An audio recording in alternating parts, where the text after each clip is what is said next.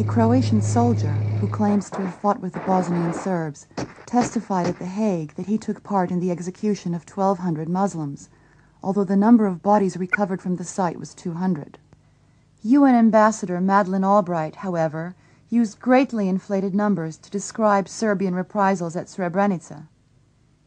According to the International Committee of the Red Cross, thousands of Muslim men, allegedly missing, were found serving in Muslim army units near Tuzla. Washington Post reporter John Pomfret reported that 4,000 armed Muslim soldiers had escaped to a town near Tuzla.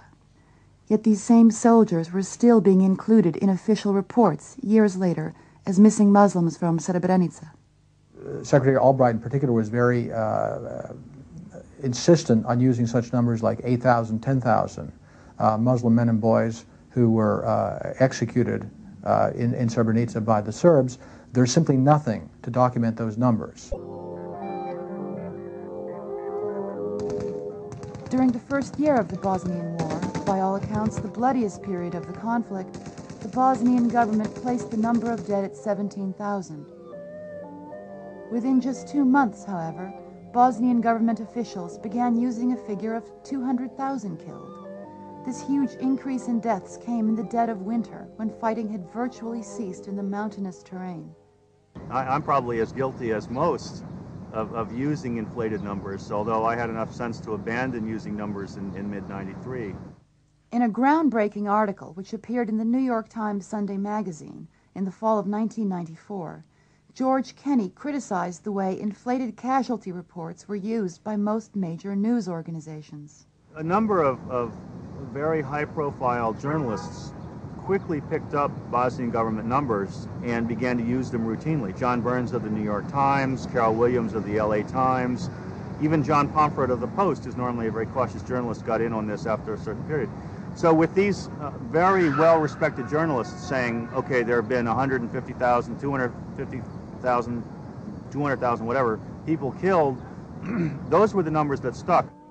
While the Bosnian government was using a figure of 200,000 deaths, International Red Cross observers on the ground were coming up with more realistic figures. The International Committee of the Red Cross internally, and they've made it very clear that they're not going public with this, but their analysts were quite eager to talk with me and to be straightforward about their analysis. Their numbers are the lowest of any. They say 20 to 30,000 total with an upper limit of 35,000. The figures now, it depends who you want to hear and believe. It's ranging around 300,000.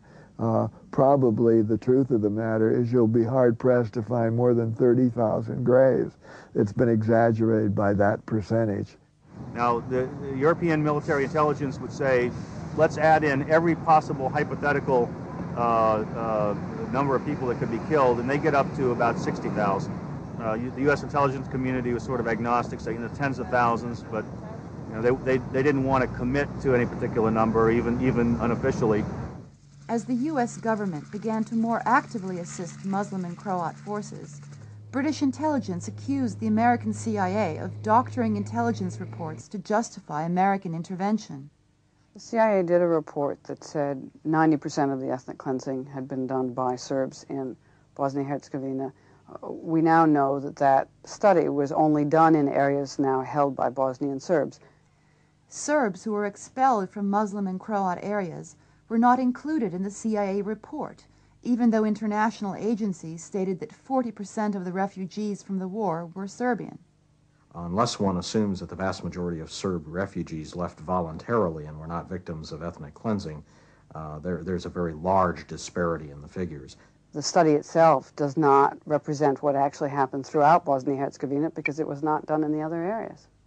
To acknowledge that ethnic cleansing has taken place on all sides in the struggle would muddy the waters. It would cast doubt on the status, for example, of the Bosnian Muslims as pure victims and the Serbs as pure aggressors. The Bosnian government also used highly inflated numbers for incidents of rape. We are talking about rape camps in which 14 to 30,000 women were raped and are being raped as we speak now. Newsweek reporter Alexandra Stiegelmeier used the same numbers, but acknowledged she had no evidence to back up claims that 30 to 50,000 women had been raped in Bosnia.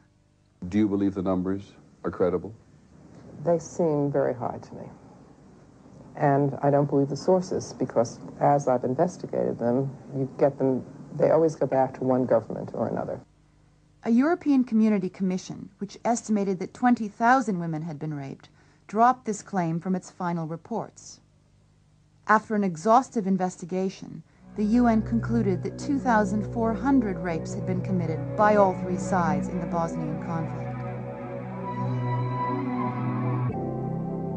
The Muslims have been represented as the victims and the Serbs as the aggressors. It should be remembered, however, the first blood shed in the struggle was Serb blood. 2 Muslim gunmen and 1 Croat stalked a Serb Orthodox wedding party in the heart of old Sarajevo.